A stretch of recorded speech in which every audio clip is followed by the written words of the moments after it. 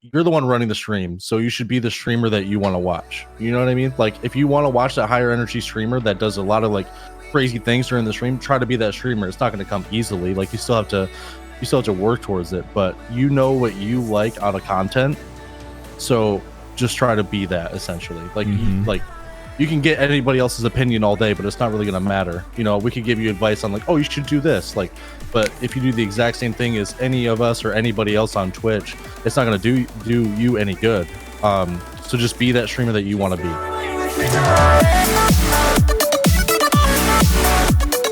What's going on, guys? Welcome back finally to the Stream Key podcast. We've been away for about 2 weeks or so, but we are back and back in action. I want to introduce the panel a little bit here. First of all, we have a brand new true partner named Tree Boy Dave joining us for the very first time. Dave, how's it going today, man? Yeah, doing good today. Yeah, it's Friday, which is usually my day off, but it's my time to do whatever. So why not do the podcast? Yeah, thanks for coming on your day off, man. Appreciate that. Yeah. Awesome. So we're going to meet Dave a little bit more in a second here. Just kind of learn more about what he does and get to know him a bit more. I also have Diasean joining us for the Something at the Time. Diasean, how's it going today, man? Hello. It's going all right. It's going all right. Yeah? Just chilling out. I got out of work early. I went, oh yeah, I've got a thing. Thank you. Nice. Thanks for coming in and joining us again. And last but not least is the one and only Veli. Vel, how's it going this week, dude? It's going very well, man. How are you doing today? Good, man. Excited to be back at it. I feel like I miss it a lot after not being here for 2 weeks. Yeah, it was tough. Like you almost like forget about it after a while, and then you're just like, oh man, like that was fun. Like let's do that again. And then now it's here. So it's refreshing to kind of have that break for sure. It definitely was refreshing for sure, because like you can just focus on whatever you need to do on a Friday, which for me is obviously nothing. So that was cool. I think that's all of us. And just stared at my monitor blankly for a while, and luckily we're here now doing the podcast, so I don't have to stand here like a vegetable or something. Otherwise, I'd just be staring at the wall for the next 4 hours. So, yeah, this is what I do. I have to sit here. This is on my schedule. So, yep. You wish you could watch paint dry. No, he does. He does watch if your that. camera's turned on a Friday, we just see Vel look like this. Yeah, if you guys Google YouTube video paint drying, that's what Vel watches all day. It's just splotches of white paint on the white wall. I didn't even like class it up or anything with like different colors. It's just boring white paint. Yep.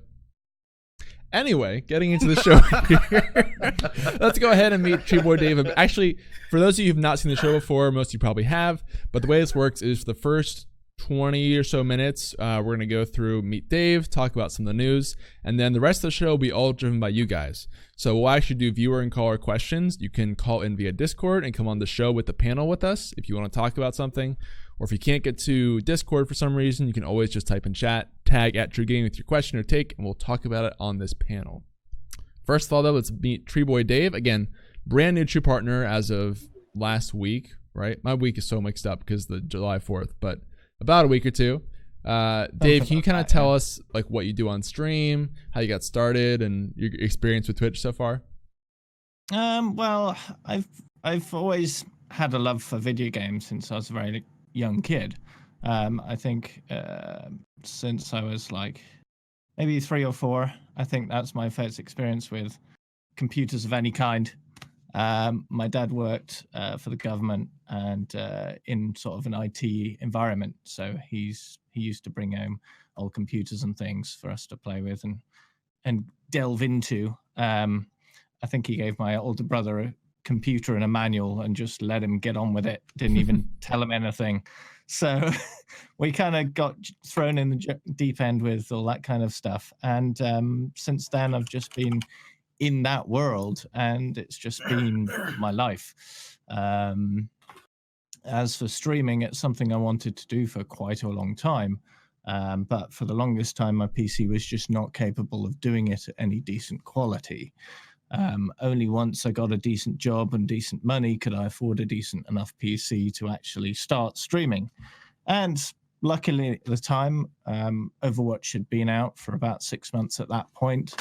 I'd already reached a pretty high level and doing something quite interesting with my playtime. So I thought I might as well start streaming and use that as a platform to get noticed and get popular. So that's what I've done. I think I've been streaming for about 2.5 years now, and been noticed by quite a few people, both in the Twitch community, the Overwatch community, and the media, Overwatch media of various sorts. So Right. I've definitely made a lot of ground in the last 2.5 years. I've met Jeff Kaplan, the game director for Overwatch at BlizzCon last year. Was introduced by one of the community managers, so that was a big highlight for me. Being able to meet the maker of the game I love so much. Right. And I also saw you got featured on the actual client too for Blizzard, right? Yeah, exactly. I was featured on the launcher a few weeks back, which was really cool. The community manager, Bo, he recognized my accomplishment of, being the highest level in Overwatch. Are you actually the highest level? Yeah, I am. Is there I'm a level cap, or are you actually just the highest of all players? I'm the highest level of all players. The way the system works is every 10 levels you'll get a new leveling border, but after you've run out of borders, it just stays the same. So I have the maximum border in the game, but that's like 6,000 levels behind me. So wow. So you're the single highest level player in the game? Yeah, I'm the only person currently over 9,000. I did not realize that. Holy crap. I knew you were very high level. I didn't realize you were the highest level person in the game. Yeah. Wow. Currently, the second person behind me is about 600 levels behind me. And although he has been leveling quite a bit, historically, lately, he's been sort of tailing off a bit. So I'm gaining quite a bit of a lead now. Wow. That's awesome though, man. Yeah. Cool. And it has to be a lot of effort though. Yeah. You can't not play. Yeah. Like if I take a week off, someone might catch up. No. That has to be very he's like, no chance. You know what I mean though? Like it has to be a focus to your gaming time. At the pace I go, it would take me 2 months to catch up as many levels as I'm ahead. He's got that nice safety net. You can take a vacation, go. You're good, man. No, that's really cool though. I tell you what, that's a heck of a good reason to watch somebody on stream. Oh, this guy's played Overwatch more than anyone else in the world. Huh. Seems like he might know a bit about the game. So that's pretty cool. Some people might think, he's the highest level. He must be really good at the game. But I don't play for that sort of reason. I play because I enjoy the experience. Mm-hmm. A lot of people come in and ask why I'm not like super skilled at the game, but that hasn't been my main focus. It never has. Throughout my entire gaming career, as it were, my gaming life, I've always been a fairly casual gamer, but I'm the kind of person that likes to focus on one game at a time. And since launch, Overwatch has kept my interest. So.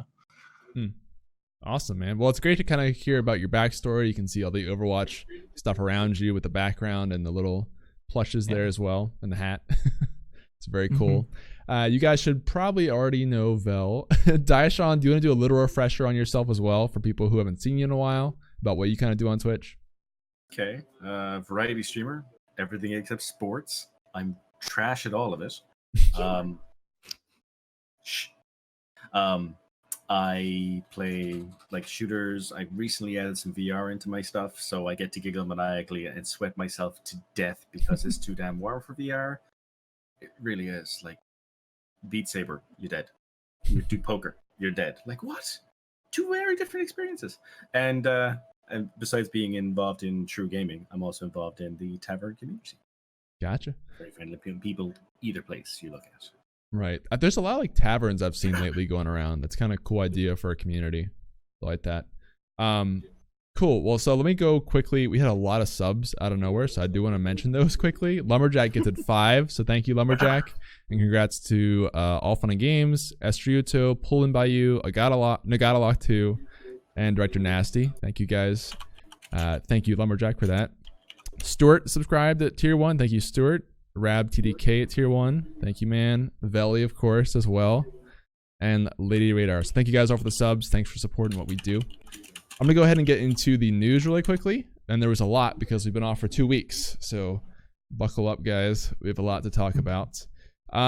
So first off, some of the biggest things that got announced. The biggest one, probably in my opinion, was sub-only streaming, which we talked a couple weeks back about a rumor going around of it maybe coming, and lo and behold, it did actually come to Twitch.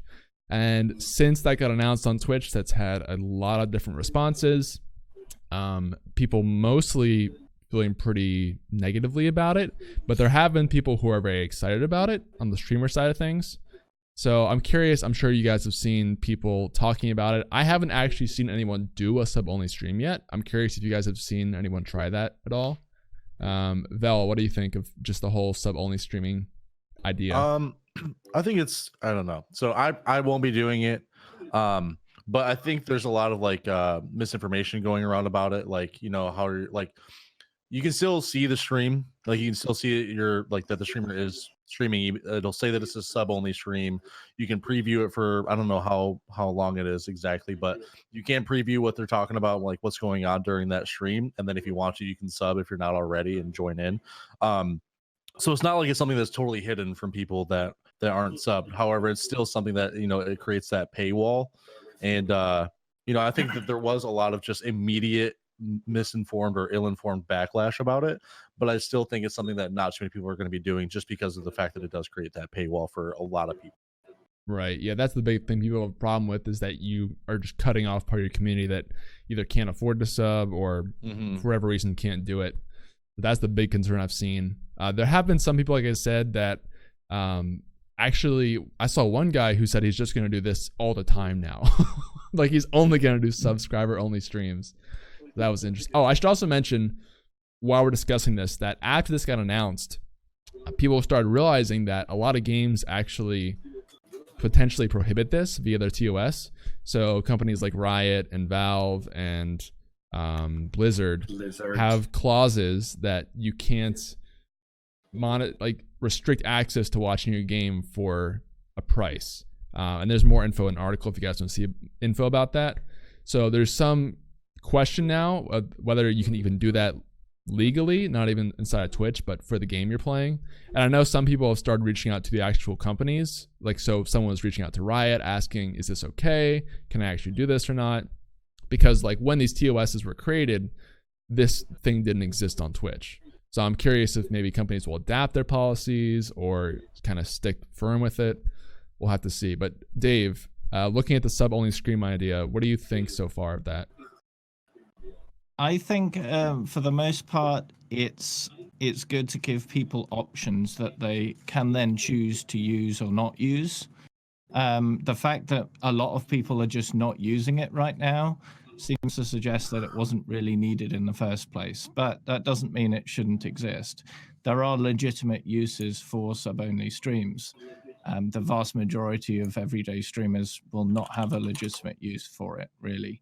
And it will probably do more harm than good. But more professional kind of setups could come from this. So, for example, if you've got a high cost production that you want to get out there, a sub-only stream of that might be a good avenue to recoup some of those costs and get that content out to the masses, not just on things like YouTube Red and the like.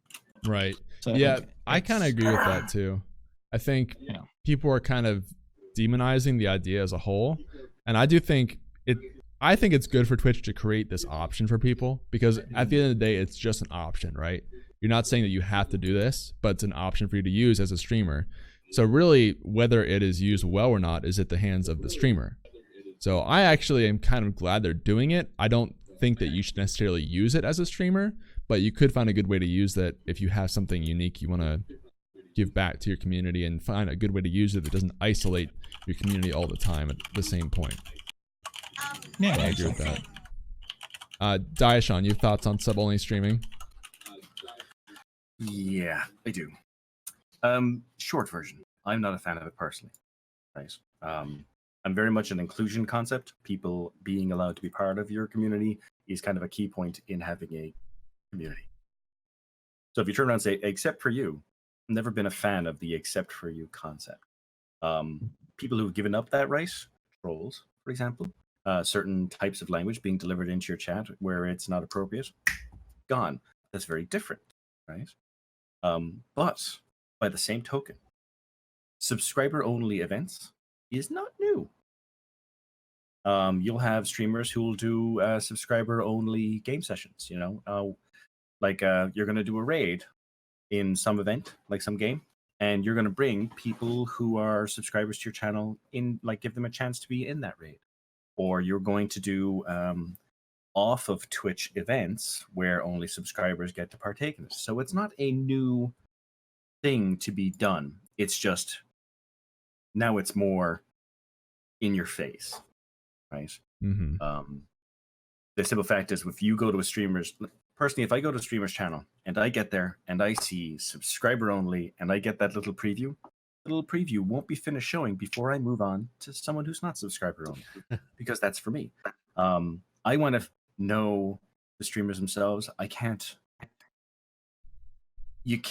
don't personally subscribe to the concept of telling people that they're not welcome because they can't afford you. And that's where my mindset goes with this as a mechanic. Like, oh, you can't afford a fiber? Bye. What was that, Dave? An interesting thing right now. I've just had a look to see how many people are actually using the subscriber stream function right now. There are 4 streams right now with subscriber only. One with 0 viewers, one with 1, one with 2, and one with 6. So not a very popular feature right now. It's not working positively for them. If you have a 0 viewer sub only stream, well, who is that helping? I don't know. I think I definitely agree with that, Diasean. It feels bad to isolate people. Like, this is the obvious thing. People who can't afford subscription, and to say that, hey, you can only get my content if you pay for it. On the flip side, and this is kind of what you were alluding to, people have been doing this for some time in other methods. So like sub-only game or movie nights or other sub-only events. The difference is now it's built into the platform, and really it's kind of your main product, right? Because streaming is the core thing people come for. If they come for game nights or movie nights, that's usually like an extra bonus, as opposed to now you're restricting the main product itself behind a paywall. But again, the flip side of that is it is a clear, distinguishable way to reward subs more if you have something to give them. But I haven't really seen anyone present a compelling argument for why you should do a sub stream, like any good reason to do that. And I think you'll see it from big streamers probably who have very large sub audiences, but we'll have to see. With someone like that who's got like 10,000 subscribers, they can do it and they'll see no difference in their day-to-day existence. But smaller streamers like myself, lurkers are our lifeblood, right? You get people who come in, they may talk a little bit, and then they'll put you on in the background while they're doing something that they've got to do. They're at their job, they're doing chores, they're doing homework, or, God forbid, they're playing games. But again, whether they're paying to be there or not, they're still giving you their time. And if you turn around and say subscriber only, you're essentially saying your time is not worth as much as that fella's $5. Ow. Yeah, that's time versus money, right? What's worth more? Fair enough. I'm just curious to see what'll come out of this. I hope we see some good examples of how sub-only streaming can be used well. I'm excited to see like what ideas people come up with on the platform, so we'll have to wait and see on that. Moving on to the next topic, we have one that so the first thing with Twitch specifically is there are new sorting options for Twitch now. So if you go into the directory, you can search, sort by low to high instead of high to low. Small change, that's kind of nice. And you can sort by recently started streams. So filter by who just went live versus who's been live. So what? Which is great. Okay. Yeah, I think it's nice. I would hope to see more down later this year with more search features. They've been hinting for a while that search updates are coming. I kind of think we'll see something come at TwitchCon. I would love to see like a YouTube algorithm style thing where you can actually search more definedly by a type of streamer you want or keywords or something. I think that'd be really cool. But this is a start, and we'll take it for now. Yep. Well, we can already search by keyword. can do keyword, we can do game, you can do who's got the lowest viewers if you decide you want to be a kind to someone who's way down on the totem pole. Right. Or if you're going, I've been on for 6 hours, I'm done, I don't want to drop you on a channel that ends in 3 minutes. That newly started helps avoid that issue as well. It's true. But the problem is it doesn't really filter it once you get there, right? You get to choose recently started, but then it's just everything dumped at you. You can't really filter that down more. I would love to see being able to kind of, title your game certain things, and that gets picked up via, like, if you liked this type of content, you might like this, and there can be some really cool things that can happen. Funny or more serious, like judging, like basically trying to find streamers that are like, if you want more competitive, you can look for a competitive streamer with that specific tag or something, or more laid back, funny, high energy, something like that. Like having those kind of options would be cool if they started introducing those, and like the streamer could put in those tags themselves, just adding more tags essentially. Yeah. Yeah, just more ways to look for things. And then that filter sets it up so that we have an awful lot of power in searching what we're doing, as long as the people you're looking at are using the tags they should. Exactly. That's the thing. Yeah. Is the tag system's out there. Would do no good, for example. Yeah, the tag system's out there, but I feel like no one actually uses the tag to search for anything right now. Right. Usually you're just going down through browse and you'll maybe take a look at the tags, but you actually go through and search for new channels with the tags, Diasean? Yeah. Whenever I go to a new channel, right? Like the other day I started playing Grand Theft Auto, so I wanted to look and see how people were playing. So my search key is actually still in place. I put in the fact that I wanted it to have multiplayer games. So if they didn't put a multiplayer tag, they weren't in it. So I didn't even see anyone who was just playing the solo game. So by putting in just a couple of tags, I mean, hell, even by default, whether you realize it or not, you filter it down by language. Yeah. English is on there by default on mine all the time. The problem is, I think a lot of people don't realize the tag system is there. Like as streamers, we know it, right? Because every time we go live, we're creating tags. But for a lot of viewers, it's probably an afterthought. Like they might not even notice that the tags are there for a lot of people because they're so small, and they don't really do a great job of giving you that option on Twitch right now. So I'd love to see that kind of system revamped to push for it more, basically. Yeah, that same concept we've had in the past discussions on the podcast about how there were things that we do because we stream and we know them, as opposed to like when we stop to give a few minutes to a streamer to see what they're like, as opposed to he's quiet, gone. Exactly. Yep. For the average person, 5 seconds, make a decision. All right. Moving on here. So there's some miscellaneous news that came out. One really cool thing that happened was YouTube made an announcement that they're changing the way that copyright works. So I will link the post in chat if you guys want to check it out. But basically, they're making a couple of changes to copyright claims so that it's a lot harder. If you get claimed a copyright strike on your account or copyright claim, you have to timestamp that individual spot where there's a copyright issue as the striker. So that is helpful to stop claims. And if you get your claim, if someone copyrights your claim on your video, you can actually take out that section now and like re-upload the video or put it back to fix the issue, as opposed to losing the whole video because like 3 seconds were copyrighted. So those are really big changes, and this has been like one of the biggest issues YouTube's been facing for a while. So I was really excited to see that, and there was a lot of good response for that overall. And you guys do a lot of YouTube stuff? I watch a lot of YouTube. Sorry, Dave, you were going to say something. You go ahead. Yeah, the trim feature has been around for a little while. I had an issue a few months back where one of my first streams I ever did, I was speaking with a friend, and she ended up having a phone conversation where you could hear both sides. And she contacted me and asked me if I could take that out of the video. So I went into YouTube, went into their little video editing thing, and managed to, after some fighting with the system to figure out how it works, trim that. I trimmed that part out of the video, clicked the button, and then it processed the file and just replaced the video with the trimmed version once it had finished processing. So my video never came off YouTube. It just changed once it had finished processing the trimmed version, which was very nice, I thought. Right. Rather than pulling the whole thing down, editing, and then re-uploading, it was just all done on YouTube. So very nice feature. I really like that. Yeah, that feature has been there for some time, but the difference now is you can use that to fix copyright claims. Because like in your instance, you're just kind of editing something for your sake versus, you know, a brand copyright claims your entire video. Now you can solve that issue by taking out that part that's in question. So that's nice to so see. they're using an existing feature to enhance the copyright. So that's so that was really cool to see.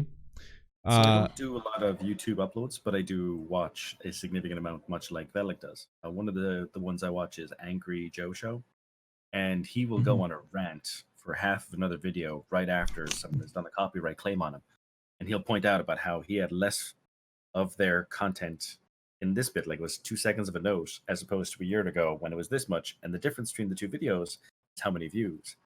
So I have seen how, like, a little bit, right, about how this thing kicks in. But the concept that now when someone tags it, they can't just say the video and take it all. They have to go, it's here. It's great. The fact that they have to timestamp it when they make a claim on someone's video, so that they literally have to go, well, our proof is here. They can't just say, yeah, that video's got our stuff. Does it? Where? Right. Forcing these people manually searching for videos to claim, to give them more work, discourages them to maliciously do it. Right. I think. Adding an extra step to that process, right? Yeah. Yeah, that's very useful. And then because of it, it sets it up so it's easier for you to adjust, repair, and identify that point, as opposed to you got a 20-minute video and they said it's in there and you're like, but where? I have no idea where this piece is.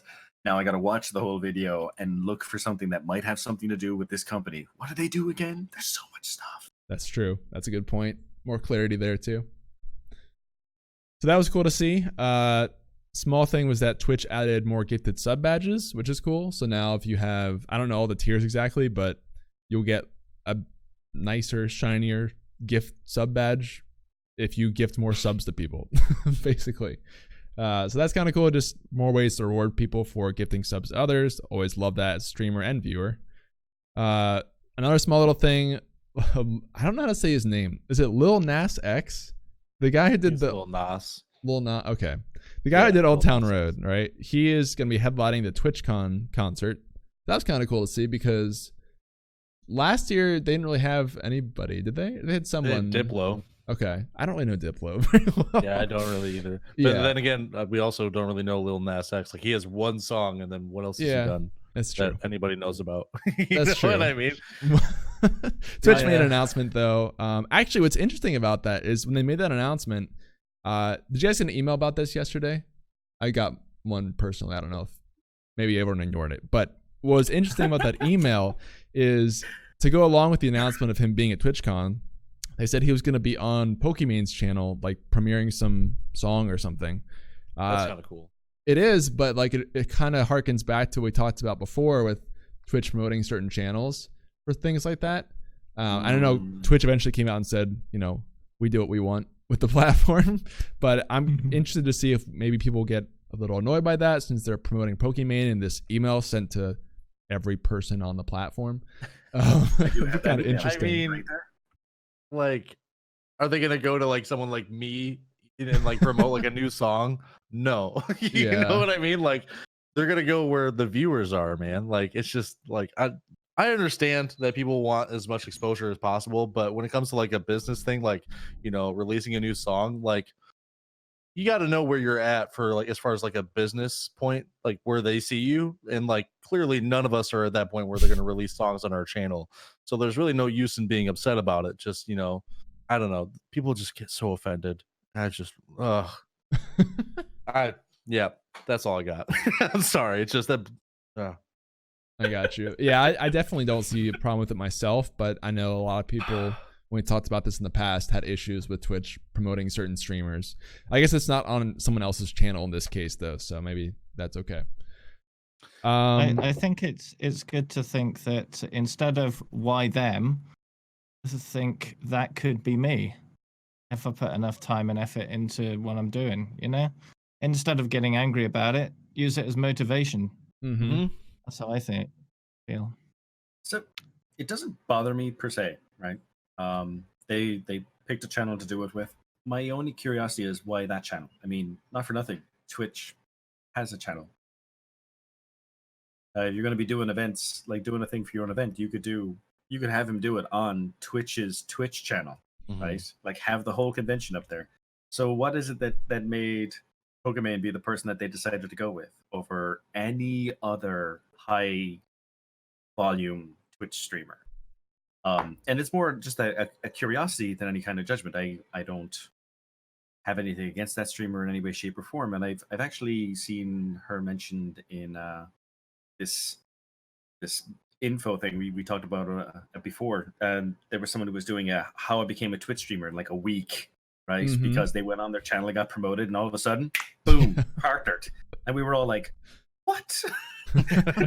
Turns out it's really easy when you get a shout out from the top 10 streamer on the platform. Yeah, I'm going to become a streamer. Okay, cool. I'm going to go on that person's stream. Done. We're going to videotape it. We're going to be promoted, and I'm a partner.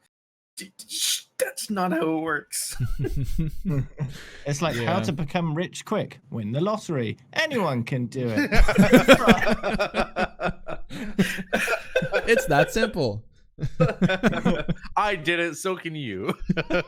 I mean, like, can you imagine if Twitch's channel came out, right? Popped up there on the stream, and instead of just having Pokemon sing it, like Pokemon doing it, they've got him on their channel, and hell, for Gits and Shiggles, they put it on the Twitch Sings. So he's singing the karaoke version of his own song, and you can sing with him. Right?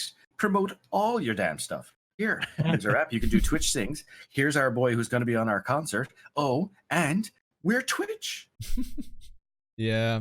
I think so. Step in chat mentioned that maybe he's a Pokemon fan, which I thought could be possible. Maybe because I know he's kind of involved in the space a little bit, or somehow in gaming. So I think maybe he might have people that he likes on the platform. I don't know. I just maybe it could be a potential possibility. Just throwing it out there. It definitely could be. The guy turns around. He's like, "I got a song. I got famous, and I really like that stream. Can I get on it?" Yes. Yes. Never know. But in any case, that was one thing that came out yesterday.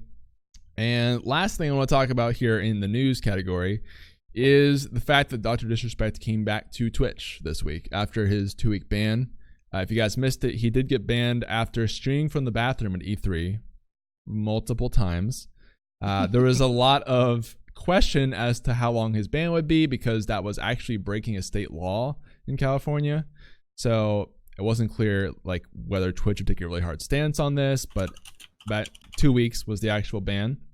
And he actually put out a tweet longer on his personal account, so like Guy Beam's Twitter, kind of explaining his thought process, which I will link in the chat if you guys want to check that out. Basically saying I was really into the character. Doc's whole thing is about breaking rules, and I totally wasn't even thinking about it at the time. I think you can tell from the video that it was a mistake, and I sincerely apologize for it.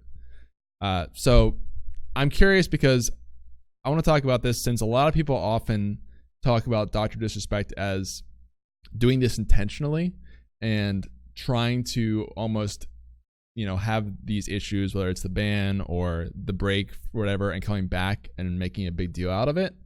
I'm not sure if any of you guys have that belief. Personally, I don't believe that he did that, but we've had people on here who think that, it's part of his master plan to get banned and come back and capitalize on that controversy. Vel, what are your thoughts? I don't think he's trying to, okay, so you got to understand, it's got to be super difficult to get out of that mindset of I'm the doc. When he's when he's wearing this stuff, he has to be in that zone of nothing matters. I'm just gonna disrespect people all over the place. This is my spot. Everything around me is mine.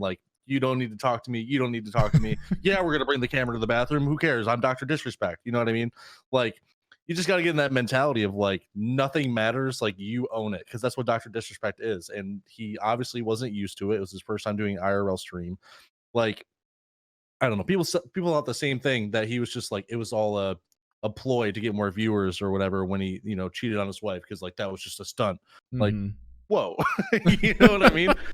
He's just a dude, and yeah, he's made some mistakes. I'm not saying anything any of them are good or anything, but he's just a dude trying to make some stuff on the internet, and people make mistakes, and I think that's just all that it is. I don't think it's trying to get big on Twitch because he doesn't really need to worry about that. Yeah, what I personally think he's really good at is making the best of a bad situation. So he's good at taking, because again, I don't think that he did this stuff on purpose, or he's like, okay, clearly he didn't make up the bathroom stream, like that happened, and whatever the stuff with the cheating, I think like he gets into these bad situations, but he realizes, okay, I have to be gone for this amount of time. I can use this time to make a big comeback and kind of make the most of it, which like maybe you feel like that's kind of a bad thing to do, like, oh, you're taking advantage of, you know, being banned or something to make yourself more money. But reality is, I mean, he has a chance to do it, so I kind of understand that.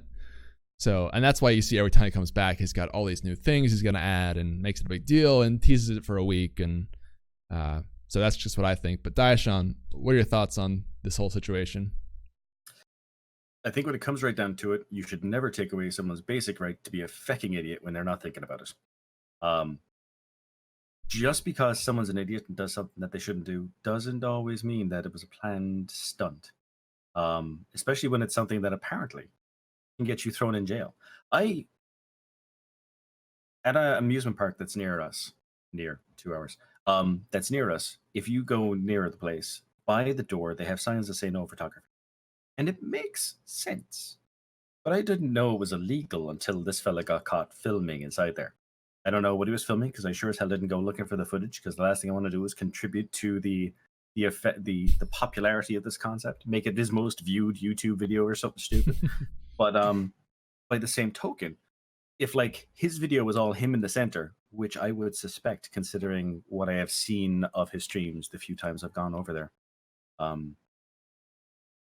it being the main focus is me, you're not paying attention to what's behind you. I mean, even as in streams, we do the same thing. If you don't have a green screen up, like Velik, if your girl or a friend walked in behind you and you had your headphones on, you were playing and you had no idea, how would you know, right? We don't do this during every stream, right? I mean, we try to be aware of what's around us, but that is very hard to do in certain circumstances, which is why, and you'll go to an event and they'll be like, don't live stream. Don't live stream, because you cannot be sure who's in the background that you're going to catch outside of their permissions. Going to an event where they do allow it, then there's an awareness that you would have to have that you're not always going to have around you. And then when you're in that moment, you're going to be an idiot and just be like, yes, I'm streaming, but I have to use the restroom. Haha, let's go this way. That's great. Look at us and everybody. Everything's fantastic and wonderful. And I just broke the law. Fuck. I'm going to jail now. So considering how stiff the penalties are from the articles I've been seeing, where he could go to jail, that seems like a terrible plan for an idea that it might boost your viewership. It seems like you're taking a flip of the coin that just could go terribly wrong. DrDisrespect went in the bathroom. He's in jail for 6 months. Yeah, like that's a huge gamble to make if you're going to try and make that intentionally. Yeah. So it's a chance that I don't see anyone willingly thinking is a good idea, right? But like you said, he did something stupid. It backfired terribly. And instead of going, I'm fecked, he went on his personal thing, I'm sorry. And on his persona thing, haha, they'll never stop me. Let's keep going. I mean, if he put that apology on his DrDisrespect channel, it weakens the brand. Yeah, I was if happy. You put a whole thing about how you're an asshole. You can't not be an asshole. I was impressed to see him come out with that statement on his personal account, because I didn't think we'd see anything from that. So it's good to see like he sincerely apologized about it and he understood, you know, he shouldn't have done that. Even though, like you said, he had to keep the brand on his existing character. And honestly, he has really kind of milked it with like trying to get the bathroom emotes approved. And when he returned on the stream on Monday, he had, you know, he was always walking into these scenes and stuff. And he like walks into his locker room and there's a bathroom in the corner. He's like, don't film over there, guys. Don't go over there. So he's definitely kind of making fun of himself and embracing it a little bit. But I just think, again, he's very good at doing that. Yeah. Because then he can't get made fun of it, right? If he just embraces it himself. If you're making the jokes, it's hard to have other people make them about you. You're like, I'm already Mhm. doing it. Come at me. You think you can do better than me? I've been writing these for weeks. Yep. And it honestly makes it even more funny because like he's just disrespecting, you Yeah. know, like the rules and everything. Like it just oh my god, that makes me laugh so much. I love that thought so much. Oh, that's great. Absolutely. Dave, do you have any thoughts on this whole situation? I'm not sure if you followed it at all. I think most of it's been said, really. I mean, what's more likely, a dumb mistake or a carefully thought out plan that might result in jail? It's pretty true. Dumb mistake seems much more likely. I should also mention that something that people took note of was the fact that when he came back from the whole scandal incident, he had, you know, like the 380,000 people watching him. He came back from this one on Monday and it was only about 75,000. So if his plan is to do that repeatedly, clearly it's not going to pay off for too long. So that was kind of interesting. 75,000. I know, but numbers. relative to comparatively- what he's got in the past, right? Yeah. Yeah. Yeah. So cool. Well, that was most of the news for this week. If you guys saw something that we missed, please let us know. We can go over it. We did have a couple more subs, I think, so I want to mention those really quick. Stuart Verse gifted a sub to Tempe, so thank you, Stuart, for doing that. And GamerDad subscribed, said, I just can't quit you. I feel like we just had an anniversary. Congrats on the year, man. All right, so we're going to get into the caller and viewer questions, guys. So if you would like to join the show, first of all, we please ask that you try to call into the show if possible, because you get to skip the line and come on the show first. You can do that via the Discord link that's in the chat right now. Just join a voice channel and accept my friend request. We'll pull you on. Again, if you can't get to Discord for any reason, don't worry. Just go ahead and join. Just ask your question in the chat, which a lot of you guys have already. Thank you for that. If I missed your question that you asked earlier, please re-ask it because the chat's moving today. So make sure we get to all those. I'm going to check the Discord really quickly here. Make sure we don't have any callers. We have 2 callers, actually. One of which is another new true partner. And 3. Ooh. Dang, all the callers coming in today. Cool. Income So, rate. Dang, and then Rob coming in with that raid. oh, yeah. Thank you for the raid. Dinata. Appreciate and the sub, man. Appreciate that. Thank you so much. Okay, so let's get Nagata Lock onto the show, who just accepted the friend request, and we'll pull him on here right now. See if it'll cooperate. Again, a brand new true partner from this round, along with Tree Boy Dave. Nagata, you there? What's going on, guys? How you doing? Hey, man. Good. How are you? Pretty well, pretty well. I actually want to loop back to what you were talking about for subscriber streams. Mm-hmm. And one of the things that I think like a lot of folks kind of missed out on, and I wanted to get your opinion on it, is event streams. Essentially, Twitch as I guess it'd be like a small entry point pay-per-view provider. Because like I bring this up because like Twitch, a lot of folks don't realize, but like I'm a wrestling fan and Twitch airs like independent wrestling on a weekly basis. And it's free to enter right now, but wrestling does pay-per-view. And at a $5 entry point, if you want to run a pay-per-view as opposed to say traditionally like $50, that's a win for a lot of fans who probably have the disposable income for a very niche platform. And I just want to get your thoughts on it. Just the idea of using it as event more than anything else. Because from a community perspective, I don't think it's going to fly. I think it's going to dissuade a lot of viewers and a lot of just like members as a whole. But as a one-off, you know, if you see it as a one-off, just this once a month, say like your monthly pay-per-view or your monthly show, I think it carries a lot of value that way. So you're talking with this in the sense of you as a channel are going to create this once a month event as opposed to like wrestling officially coming into Twitch. Is that correct? Yeah. Well, wrestling already is officially into Twitch. Right. But per pay-per-view style.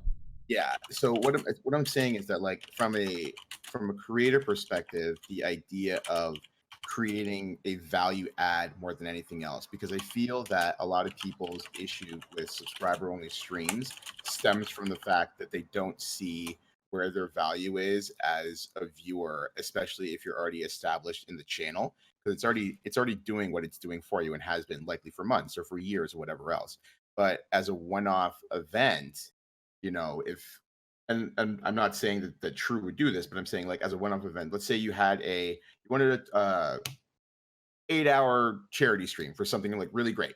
And like, okay, we want to bring it in, and everybody that comes in on the sub gets X value at it at the end of it. And I have no idea what. I'm just throwing out literally just like spitballing. that idea would be a value add to everybody who already is established like within like that sphere. You know what I mean? They're like, oh, this is cool. This is something that we would never have had before. We can make this happen, especially if like that revenue is going towards a charitable cause, or it's going towards like something that people would see as a general true positive, no pun intended. Yeah, so that's just want to get your take on it, the idea of one-offs and like what it could represent, as opposed to, you know, creators to 0 viewers to 6 viewers, as seems to be the case right now, that are running subscriber only streams. Right. Yeah. I definitely have some thoughts on that, but Vel, what do you kind of think about this idea? I think if they did that for like UFC events, I would be more than all over that. I would do like the $25 a month to do that for sure. Like, because UFC events are, you know, at least $60, I think, for each event. And yeah, I would totally be all about that. If I could just watch UFC with Twitch chat and just watch it from my living room, not have to spend the full $60 every time, I think that'd be fantastic. I think that idea is great. And if Twitch doesn't do that, I'm probably going to start a riot. So thank you for starting this for me. Well, in a way, Twitch have already delved into this market with Overwatch League, because you've got Overwatch League All Access Pass, which gives you exclusive access to their command center, as they call it, which is like a separate stream, but lots of different streams. So the Overwatch League command center allows you to view the match from any player's perspective. So they've got lots of little streams on there, and you can view it from lots of different perspectives, or like the overhead map or anything like this. So they're already, in a way, doing sub-only streams officially with the Overwatch League, and I think that's where this whole sub-stream thing started. So rolling out to everyone would be an extension of what they've already done with Overwatch League. I think, yeah, there are some examples of Twitch already creating those paid products with subscriptions and things like that, but I think what Nagata's kind of getting out here is taking that as an inspiration for your own channel, as like, how can you create this unique event once a month that's worth that amount, right? Diasean, do you have thoughts on that? The trouble about doing that unique special event is you need to be at a certain point. But again, you've known me now for a while. I am always been about the people who are there. So I am never going to be at a point where I think to myself, it's going to be grand to exclude some people for it. I do know that a little while back I saw that someone was planning to do like a Jackbox stream, and that was a subscriber only because he hoped it would keep it, quote unquote, safer. But if the code to your game is in that preview, it doesn't do it. You know what I mean? I mean, yeah. If you're going to do that, then you could just start it in Discord. I mean, I definitely agree with you that you have to do it at a certain point. Like, if you're starting off your stream, this is not something you should be doing, right? You definitely have to have a good audience of subs for this to be for, not, you know, you're just starting out, no one's watching anyway. No point in doing that. But I think there is a lot of value, like Nagata said, in looking at how you can use this idea to make something really unique, maybe once a month, maybe once a year, twice a year. And the key, though, is that you have to find something very different to do with that stream. Because I think what a lot of people are thinking with this is you're just going to do a regular old stream, but it's sub only, right? There's no incentive to get that. But if you use the sub only stream as a way to fund something, like maybe you do some big special events, like Nagata said, you do some fight against another streamer, maybe you have to buy a lot of stuff to do this special event, then the sub only stream is actually directly funding that and paying for that. And that way I think you can justify an event like that more. And again, like Nagata said, I don't have a specific example of like what an event would be for that. But if you kind of factor in the fact that you're going to have all this income coming in for this event, then you can kind of go crazy with ideas and say, okay, what could I do with, you know, extra $50, $100 that would make this event really special and worth it for people who have to pay for it. Now, as a qualifier to that, say you decide you're going to do this special event. You're going to take in extra money, you say. And you spend your cash. You do the event. And people going, sub only. You made $20 total. It's your lowest viewer count yet in the entire month because people were ticked when they heard that this thing was coming. I mean, you know, as a devil's advocate people who've decided that they're actually going to complain with their wallet, like everyone talks about doing for years with DLC and game companies, and that never does. But say in this one instance they do. Now you've spent all that money because you thought you were going to get it from this thing. It's gone. Well, for sure, there's going to be some guessing, right? I mean, especially if it's your first one, you're never going to know, like, am I going to recoup this money? But I think that's a good way to look at it is you have to be sure that what you're providing someone is worth it financially, that you are giving them an equivalent value drop, like Nagata said. And that they want it. Right, that's exactly what I'm saying. Yeah, you definitely have to gauge the community you have. They want to see this thing, right? Like if Ninja turned around and did it, and he said, "I'm going to do this thing. It's going to be this day only, and on this one day, we're going to set up so that everyone can talk, and I'm going to answer everybody's questions." One, that's crazy. He's going to die. Two, he would be able to justify it in that scenario because he's trying to give some sort of a perk for it, perhaps. But it would still say to the people who can't get in, fam. Well, like another cool idea I just thought of now too could be maybe you use sub-only streaming to be like an early preview of something. So subscribers get to watch the live reaction of something, and then after that, you'll put out the VOD to everybody to watch. Maybe if you're doing like a tier list rundown or something that people want to see live, that would really be beneficial to people who financially support you. That could be a way that you could, still give access to everyone for the content at some point, but you're also giving some early priority to subscribers. I think that could possibly work. Nagata, you have thoughts on all this? I think in the end, it just comes down to create value for the audience. I've run events online and offline for almost 20 years. And if you promote and you create an environment where viewers or participants feel that their money is going to the right place, then they're going to invest. The Overwatch League Command Center is actually a prime example. Year one's Command Center or what you got for your Overwatch League Pass wasn't that great. And then they took a lot of feedback, and then they introduced the Command Center this year, and it is extraordinarily elaborate compared to last year, on top of the perks that you got within the game itself. And that was an instant buy. I couldn't break my mouse button quick enough to buy that Overwatch League Pass. So it's like all you really need to do as a creator, or in this case, if you want to call it like an event, like as a promoter, is create awareness, let the audience know that their hard-earned fiber, as it was pointed out earlier, is going to a place where they feel that they're getting the right value for it, and they're going to come through. And how the event, such as it is, comes out is entirely up to the creator. It could be anything. As Val pointed out, if UFC came in with this model, you damn right that there's going to be a lot of people that are jumping all over it, even at like a tier 3 price point, because it's still coming in at a far more significant, cheaper point than the established product for UFC at this time. Like there's a lot of room to work with. There's a lot of wiggle room. And I think that right now the initial reaction is always to be like, whoa, as opposed to, So as time passes, and as pointed out earlier, like you run the risk that like nobody will come, but that's the risk of anything in life when you invest into yourself, right? If you've got to do right by yourself so that other people essentially can do right by you. So maybe your product doesn't work out the first time around, but it could the second time, because you'll learn the lessons from the first.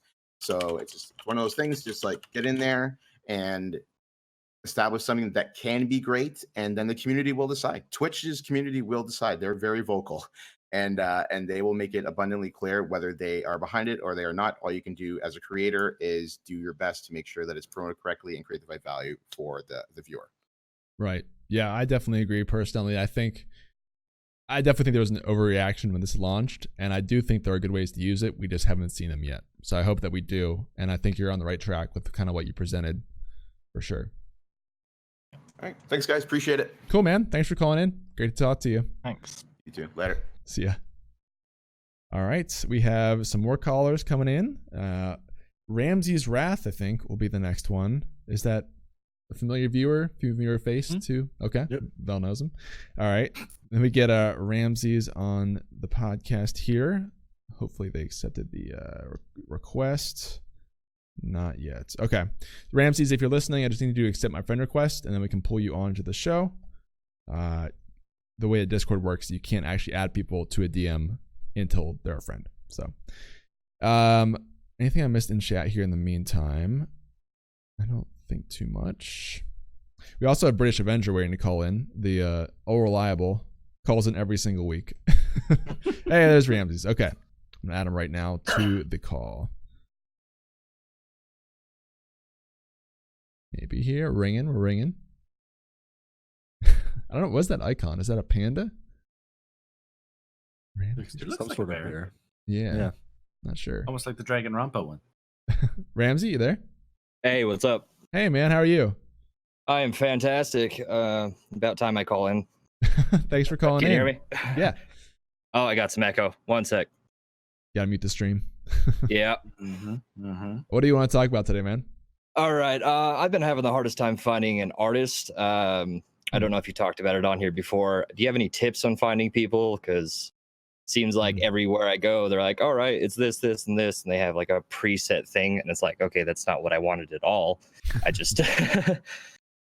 Yeah. Any tips on that? That's a tricky one. And I think that's sort of why we've been working on stuff behind the scenes of True Streaming for that, hopefully. But I'll kick this off to Dave first. Do you have any tips on finding an artist or navigating that process? When I was starting out, I wanted a strong brand, right? I wanted a good, solid logo, some good sort of offline BRB screens, all that kind of stuff, right? And I was looking around and I found the website Fiverr. Now, there's a lot of good stuff and a lot of bad stuff on that website, because anyone can sell stuff on there. But I had a good look through and I found a really, really good seller on there that does really, really professional stuff. Of course, he charges a professional price. But Understandable. I wanted something good. I wanted it done well. And yeah, I used him and he did amazing work. And I've gone back to him a few more times for other things. And he's always done really, really good work. So you can find the artists out there. Sometimes you have to dig through a lot of questionable stuff to get the right artist, but yeah, that's what I'm currently doing at the moment. yeah, it's all about finding the artist that works best with your brand as well. Figuring out who you are and what you like is part of the process. Sure. So in your case, you just kind of perused Fiverr and ended up finding a really great person to work with. Yeah. Vel, what's your history with artists been like in the past? Oh, you're muted. You're muted. Sorry about that. So I've had a few different artists. The first one that created my very first logo was Susie QQ, which was she was a moderator. She still is a moderator in my chat. I know Susie. Yeah, exactly. Yeah, you know. Yeah. Why wouldn't you know? So after that, I got another artist who was a little pricey for me, but he still did the job and did a good job and everything. But then I met my current one through another streamer named Pims, and this artist was a lot cheaper. You know, he did really good work and everything. And so I've been using him for a while. And so what I would do is I would find a streamer that you already know, ask them who their artist is, because having those connections can really, really work. It really helps too, because like, you know, if there's any issues with, you know, any of the quality or anything like that, like the streamer who is kind of like the middleman, I guess, between you two, will kind of like, you know, their name is somewhat attached to it, so they're going to try to help you out, get you, you know, the best stuff that you can get and everything. So just finding those friends, that way there's no shadiness involved, can really be beneficial for sure. Absolutely. One thing I would note to add about that is Treeboy Dave talked about the fact that he paid a professional price for that professional work. I think if you get to the point where you decide you're going to take your stream pretty seriously and your branding, it's worth paying a bit more for a really good product, because even if like you know, right now you feel like you're going to stream for the next 2 years and you end up quitting 6 months down the road, you'll probably still use that branding for other things anyway, whether it's social media accounts or whatever. And by paying more for it now, you actually save yourself the trouble of, you know, trying to find someone cheap who will cut it for now and then need to rebrand down the road, and you'll end up paying less money in the long run than if you were to kind of pay more up front. Right. Makes sense. I would add that. Diasean, what's your experience with artists been like in the past? I've got like I know some for friends, but being a friend, there's the need to go with the idea of they're doing my bit on the side, so it will take longer. There'll be there's less pressure to deliver in any kind of a timeline, right? If you do go with someone on a more professional scale, believe it or not, my experience on Fiverr, I went there twice for emotes, and I picked someone who was not expensive, whose art style I liked the look of, and I went, "Yes, you do something like that for me." Because of the fact they're on there, you can see the reviews, so you can see if they're timely, if they listen to the requests that are done, and if they've got revisions as part of the package, then you've got yourself the golden child, so to speak. You can be like, yeah, this is what I want, and they give you the thing, and you look at it and you're like, that is not what I said. Like, okay, so when I said beer, I was thinking more like a tankard than Bud Light. Can you work with me? Yes, done. Okay, good. Why do the eyes look beady and untrustworthy? Tweet. Good. You know what I mean? Like, if they're willing to do those edits for you, and when you see it and you realize that your vision is not quite what you're looking at, or that what you envisioned is nightmare fodder when it's in real life, you can work with the artist to get that tweaked and adjusted. And if there's someone who does that style of stuff for you, like you like the art style, you're halfway there. And talking with them, they may even have some suggestions that'll help you get to where you would like to be.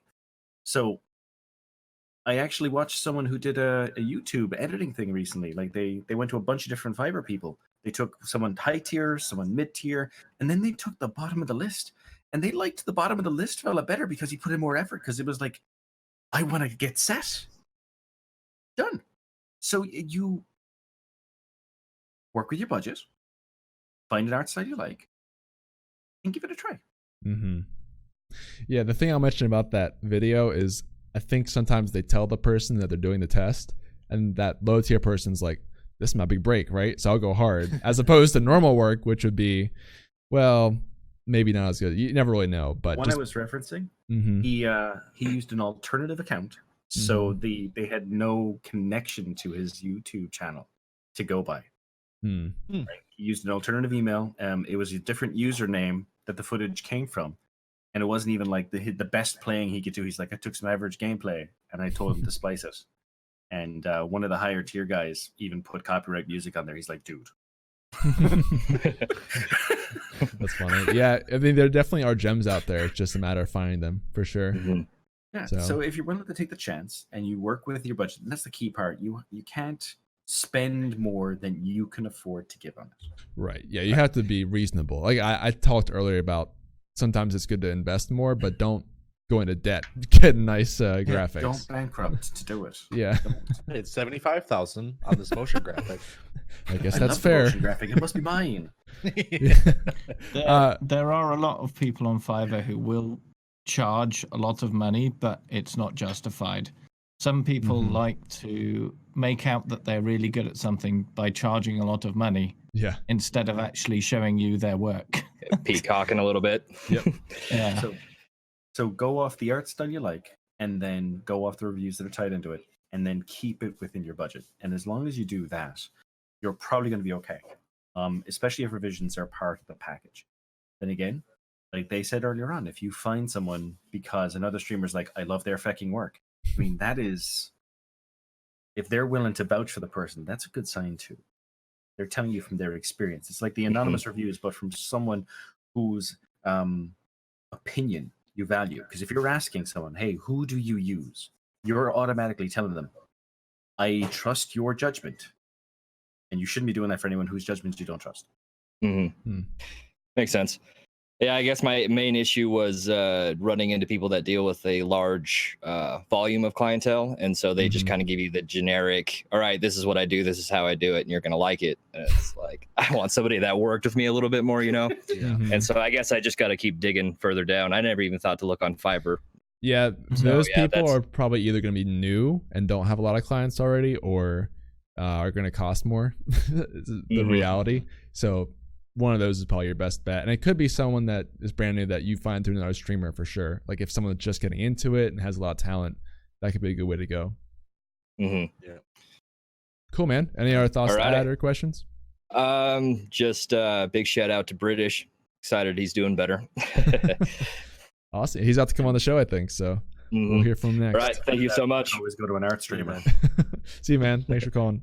Absolutely. Dragon pointed out in chat that you can go to an art streamer and maybe Yeah, that's if a you good like idea. what their work is. Yeah. But don't be those people who say, I'll pay you an exposure. Don't. Oh gosh.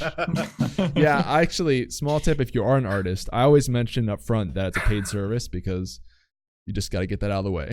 Save you a lot of time. Yeah. All right, gonna add a British Avenger to the call next, so we'll go ahead and get him queued up here. The weekly call in, as always. British. Oh, it's still ringing. Here we go. British, you there? Yeah, hello. Hey, man, how you doing? I'm doing good. How are you guys doing? Good. Thanks for calling in again, as always. What would you like to talk about today? So the whole time I've been streaming, it's been mainly Siege, and I'm kind of looking in towards more VAD, like more games, Mm-hmm. like just different games, and I'm going to get like a better PC part so I can be able to do that. But of course, like most of my growth has come from Siege.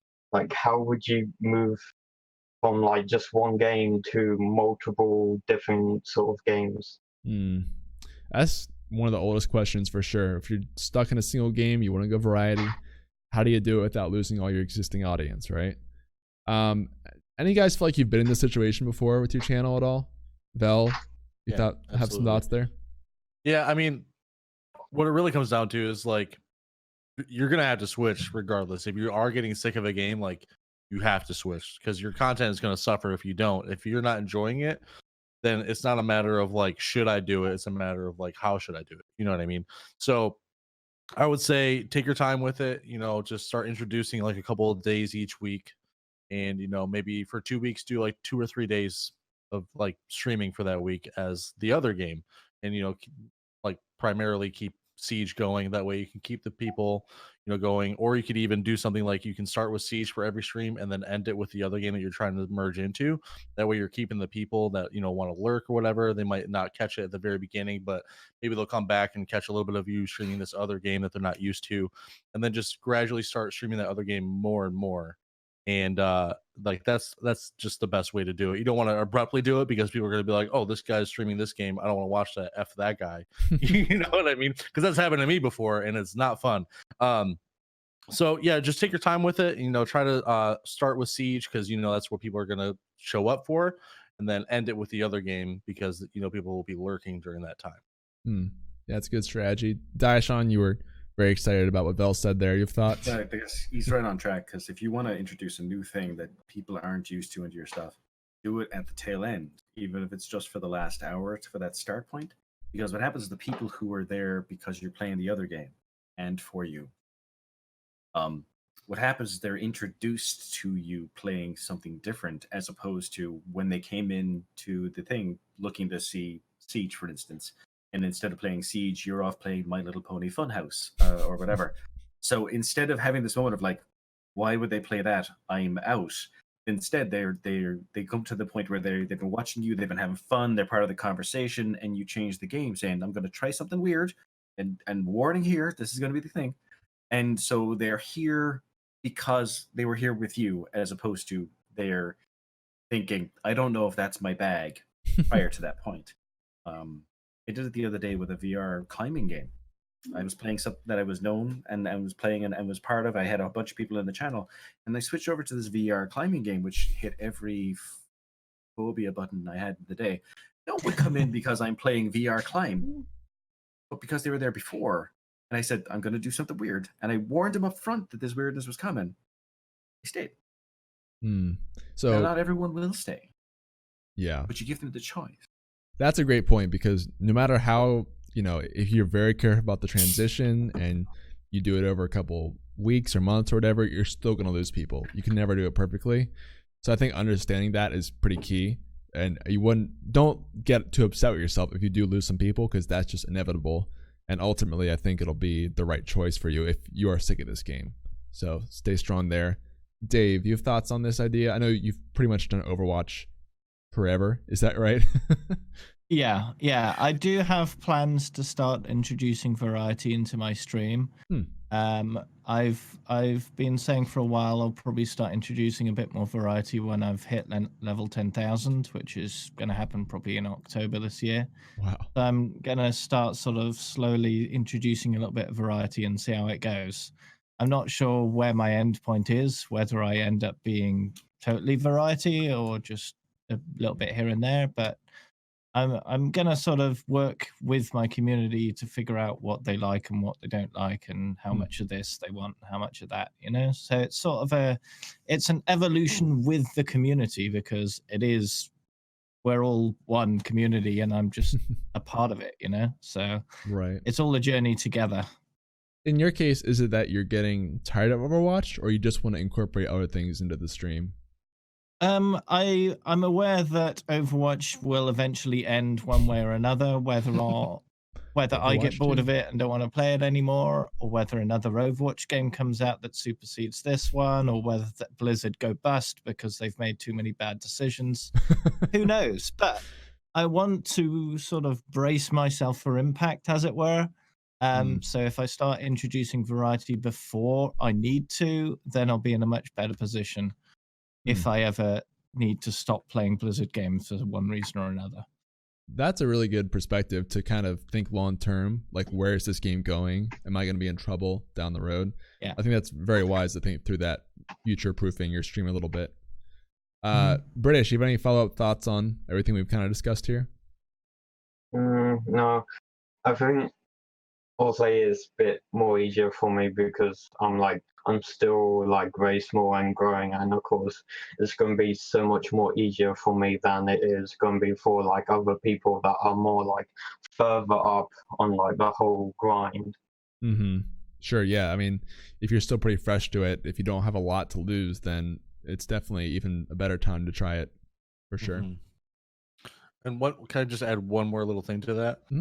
Like, because you're gonna experience less viewers for the most part, you know what I mean. You're not gonna like instantly go to a game and find the numbers that you want. So like, don't look at it as a quest for like, you know, people want to watch me play this. Look for it as a quest as in like, you know, this is the content that I want to make. You know, search for that. Search for something that, you know, you'd be happy creating that content, and just leave it at that, because that's ultimately what's going to keep you from burning out, is just making the content that you want. Because regardless of whether or not you have 2 people or 40 people, you're still gonna be having fun doing it. So just keep that in mind. Yeah. For sure. Cool. British, thank you for calling. Excuse me. Thank you for calling in again, man. One more question. Yeah, sure, go for it.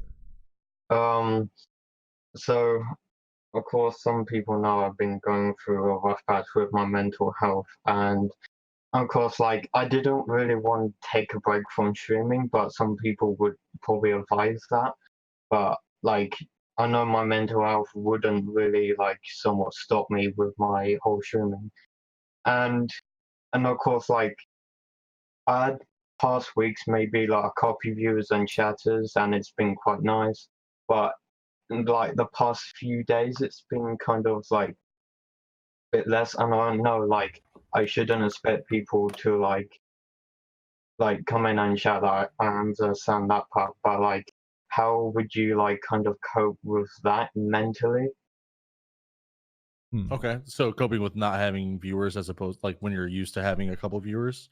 Yeah, I think ultimately what you need to do is just focus on creating that content. You know what I mean? So if you want to create that content where like you have a lot of different things going on, whereas in like there's a lot of different memes or whatever, like you switch to this scene and like you're in a different area or whatever, and you're kind of memeing around, like just because there's nobody there watching it doesn't mean you can't create that content. You know what I mean? So you can still create content that you would enjoy watching even if there's nobody there watching it. So it's all about just, how can I say this? People are going to come in, like that one person will come in and see like, oh, this person is doing really crazy things and no one's even here right now, but like this is actually really good content. So think about it like that. Like don't worry about the numbers, just worry about the content, and the numbers should follow as long as it's content that you think people, as long as you believe in your content, that's what matters. You know what I mean? If you don't think that you're being entertaining enough for people to stay, then why should people stay? So Mhm. just focus on making your stream great. Yeah, that's a good point. I mean, yeah, if you're going through the process where you're dialing back from networking and things like that anyway, I mean, you're definitely going to see a decrease in your viewers. That's just how it works. But, you know, the number of viewers in your channel is not directly correlated to how good your content is. So the important thing, like Vel said, is to find satisfaction in what you're doing with your content, and then let the chat interaction, that other stuff, be an extra bonus to go along with it. And that way, even if the chat isn't there, you're still having fun with it, and you're still driven to do it regardless of other people influencing that. For sure. Diasean or Dave, you guys have thoughts for Avenger on this topic? So, means you go first, man. Well, in the end, streaming is about doing what you love, right? Regardless of everything else, you need to be enjoying the experience, because that, as has been said, that comes through in the stream. If you're having fun, everyone that's watching is going to have fun, and even if no one is watching, you're still having fun. So you never lose. You always only win as long as you're focusing on having fun yourself. That's the most important part. Mm-hmm. Yeah, I think, especially in your case, British Avenger, if you're taking that time away, I think it can be good to kind of rediscover what you love about it and not have so much pressure about viewers and numbers and stuff, and just find something that you love to do. And then once you found that, you can build a lot more on it once you are feeling more like yourself. Diasean, you've anything to add? It comes down to, what is it that you're doing streaming for? If you're doing it because you want to make millions of dollars and you want to have 10,000 people in your channel, that is a bad reason to stream. If you want to stream because you enjoy the idea of you making something that someone will want to watch, if you want to stream because you want to share the fact that you're enjoying playing a game and maybe give someone that opportunity to play, to see this thing in action and decide that they want to play it too, or meet new people, these are great reasons for streaming, but they're not everyone else's reasons. If you are not having fun with it, you're doing something wrong, is the short answer. If you go to bed at the end of the night, you think to yourself, man, this stream was so bad, I didn't do this thing, I didn't do that, there was only 2 people, you're focusing on the wrong part of it. So instead of asking those kind of questions, ask yourself, did I have fun? Did I do stuff that I would have done, like that I would like to see someone else watch? Was I enjoying myself? These answers are yes. It doesn't matter if you've got 1 person or no people or 100 people, because you're doing it right then. Mm-hmm. And that joy in playing. I mean, you see it when you watch Velik play. He looks like he is having an absolute blast until the salt starts pouring. And even then, that just makes us smile, because we hear him starting to rage, and it's so not him when he's not salty, right? You just watch it go, and he takes that moment, he's like, and you go get coffee. And he comes back and he's got that smile and the caffeine, and you can tell that smell is in his nose, and he's just happy again. And you're just like, he's having fun. If he wasn't having fun with this, I doubt he'd be playing it. Right? He's not going to be, I'm going to do Siege because people want to see Siege. He'll play what he wants to play. He just happens to like Siege. Mm-hmm. Yeah, ideally they intersect, right? Right. Absolutely. Ideally. You may end up playing something that has no viewership, but you may generate that viewership if you are someone who enjoys the thing. But it's also very possible that you may stream for years and end up with 4 people as your viewer count, even at that point in time. Just because you enjoy it doesn't mean you will get that point. So the viewers can't be your goal. It cannot be your driving motivation, because it'll end any sort of ability to continue forward. It will make it be work and not fun. Keep it fun. Yep. Yeah. And you're good to go. I think, I agree that you cannot just have more viewers as a goal, right? Because that's just so lifeless in a number. But I think you can have a goal to grow a community or grow a brand or create a product for someone, because I definitely think goal setting yourself on growth is a good idea. in some sense, but I think also in a lot of cases people should be focusing more on just having fun and not be so worried about growing the viewers or community. So I think finding that balance is key, because I mean, for some people, like, that situation sounds really bad, right? I'm on Twitch for 4 years and I have 0 viewers. Like, that sounds really depressing to some people. And for those people, they probably are people who should be focusing more on growth and thinking about what that means to them, why it's important, how to achieve that, but not in the sense of, I just want more viewers. It's more in the sense of, I want to build something and grow something unique in a community. So I just want to add that disclaimer on that, because I think that is important. Can I say like one more thing? I know we've been talking about this for a lot, but I feel like it does resonate with a lot of people who are just trying to grow their streams somehow, and like, you know, they're in that like weird hole where they just can't get out of. One thing I want to say is, like, you're kind of your best viewer in a sense, because like you're the one running the stream, so you should be the streamer that you want to watch. You know what I mean? Like, if you want to watch that higher energy streamer that does a lot of like crazy things during the stream, try to be that streamer. It's not going to come easily. Like, you still have to work towards it, but you know what you like out of content, so just try to be that, essentially. Like, you can get anybody else's opinion all day, but it's not really going to matter. You know, we could give you advice on like, oh, you should do this, like, but if you do the exact same thing as any of us or anybody else on Twitch, it's not going to do you any good. So just be that streamer that you want to be. Like, yeah, if you think that you could watch that, do that. I think that's a great idea, and not in the sense of just copying something that you like, but taking inspiration. Like, so for example, that's why I love doing the podcast, because I just love podcasts and I'm always listening to them. So it was really easy for me to start this podcast, and I'm still excited to do it, you know, 2 years later. And I'm sure, you know, Vel likes to watch very high energy people, so that comes out in his stream. Again, not a one-to-one recreation, right. You're not copying that person, but that can kind of give you an idea of what kind of things that you like and can sustain for a long amount of time. So I like that a lot. If you can sit down through your own VOD and enjoy it, it can be hard when it's you in the thing, and you know that you're doing the kind of content that you enjoy. If on the other hand, you tune yourself out seconds in, ask yourself what it is you are not doing to make yourself want to watch. Yeah, self-VOD review is huge, because you are your biggest fan and your worst critic at the same time. So I definitely agree. Like, if you don't enjoy your content, is anybody else going to enjoy your content? That's an extreme example, but I think that's a good way to kind of make sure that you can watch it and you are kind of proud of what you're putting out there at the same time. So we've gone a long way on this. I know, Avenger, you have any thoughts or questions on it? No, but this is a massive help. I have a lot of think about decisions to make. Yeah, dude. And it definitely take your time, man, especially if you have mental health things you're going through. Don't feel like it's a rush. Don't feel like you have to capitalize on something. It's going to be way more beneficial for you to think through it carefully and be very confident and excited by what you come up with, than to try and, you know, force something that's going to end up putting you back where you are now. That's what I would say. But thank you so much for calling in every single week, man. Love having you. It's a pleasure. Cool, man. Have a good one. See you next week. Good old next week. All right. We have another caller still. We have quite a few. I'm going to go ahead and add, actually, I think I already, no, Rab, R-A-A-B. Does that sound familiar to anybody? Yep. Okay, cool. Vel's got all the people, I guess, this week. I'm going to go ahead and try to add Rab to the call. Here we go. Really quick friend request. That was nice.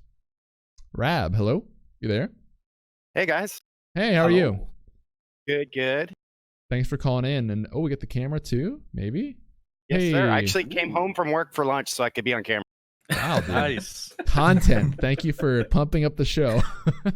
What do you want to talk about today on the show?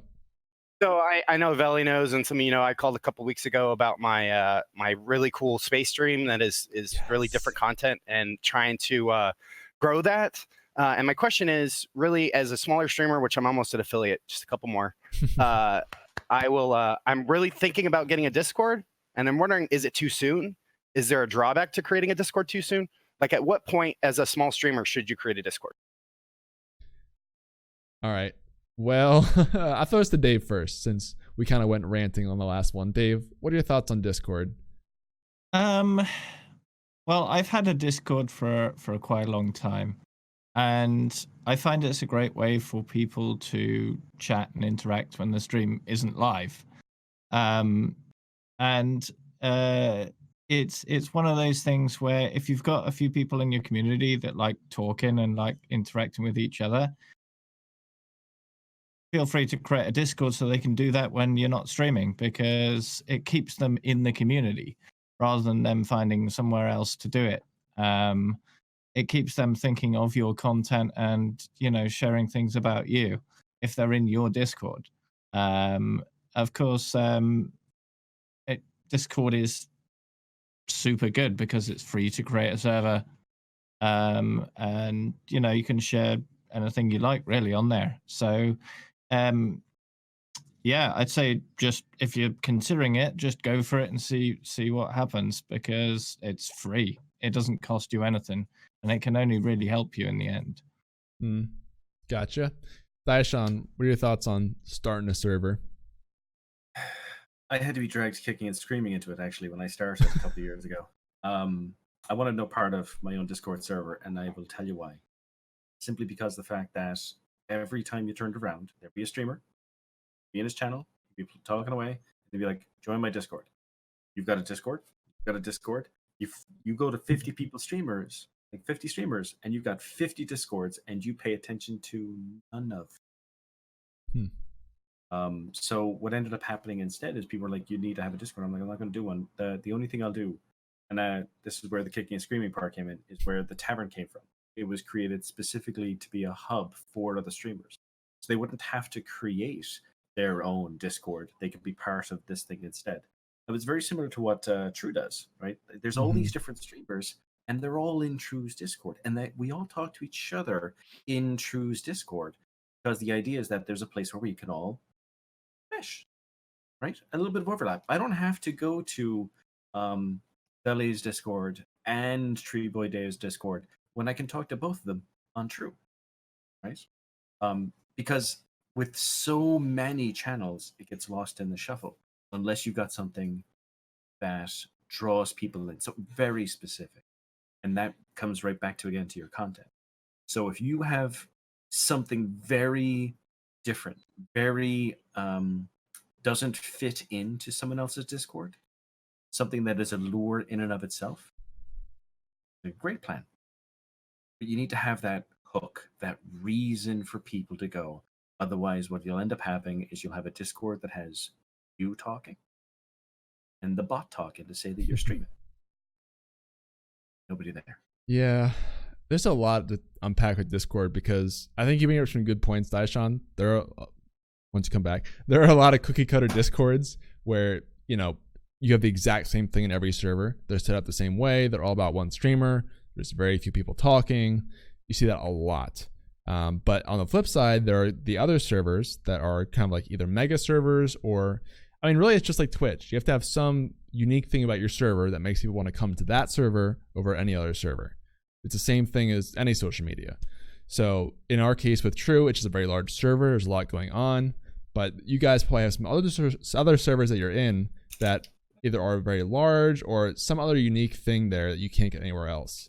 So I think finding that is very helpful if you truly want to grow your Discord. But I do think if you're just starting out, there's nothing wrong with having a cookie cutter Discord, because even if you get like 2 to 3 people in that Discord, that's still a few extra people you can talk to off stream. You can get to know deeper. And like, yeah, Diasean said, it may not be the most interactive thing, and I wouldn't go into it with that expectation, but just creating it as a base is not a bad idea in my opinion. And if you want to relaunch it and revamp it later, you can always do that too. So that's what I would say, but I'm curious what Vel has to say on this too. Okay. So as you guys know, I'm definitely a part of the TRUgaming Discord for sure, but that has so much going on that, like, if someone does want to, like, you know, talk with me personally or whatever, if someone's in general, they're gonna have, you know, multiple conversations going on if that ends up happening. So for me, I have my own Discord. I'm also in, you know, a bunch of other Discords as well, and you can always DM me or whatever. But I wanted something that would be just for me and my community, you know, and just like centered around my brand specifically. you know, because people that want to hang out with my community and me, or you know, other people that, you know, watch my channel or anything like that, they can always just come to my Discord if they want to. Like, they don't have to; it's an option, obviously. But it's just a way to keep that community talking to each other. You know, keep them engaged with me in whichever way they want to, and whichever way I want to. I don't think there's an issue with having a Discord too early. But I would say if people are asking, "Do you have a Discord?" then it's definitely time to set up a Discord for sure. Mhm. But yeah, I wanted something that was, you know, just for my brand specifically, and you know, the community that, you know, has helped me get to where I'm at right now. And yeah, I don't think there's anything wrong with doing like a tavern style Discord or anything like that if that works for you. But for me specifically, I just wanted, you know, my own personal Discord. Mhm. Awesome. You have any thoughts on that, Rab? Well, yeah, I guess kind of what I'm thinking is I could probably bring some pretty cool space content to Discord where I talk about news that's going on and breaking stuff in the news environment in space. Like, I mean, just this week there was a big rocket failure that's kind of really cool to talk about. And then also, I think it could be good for me because I do these live launch streams where I simulcast SpaceX and stuff. Which, by the way, to answer a question that came up when I called a couple weeks ago, it is legal for me to simulcast Gotcha. SpaceX. And I actually sent an email to their social department or their social media guys, and they said absolutely go for it. So Awesome. check that out. But anyway, yeah, I think because launches reschedule all the time, that's kind of what I was going for with the Discord, is because it keeps my viewer or people up to date on when the next launch is. So yeah, I think I appreciate all the input, guys. Awesome, dude. Hopefully your Discord ends up starting pretty well. Keep us updated. And I will. And then just to let you guys know, I just got the notification from Twitch. You guys just what? You guys just got me to affiliate. Oh, really? Nice, dude. Congratulations, man. Nice job. I saw people type in the chat, get this guy to affiliate. So thank you, chat. Go. Making a difference in the world, guys. Thanks so much, guys. I appreciate it. Yeah, man. Congrats. We'll see you soon. Thanks for calling in. Thanks.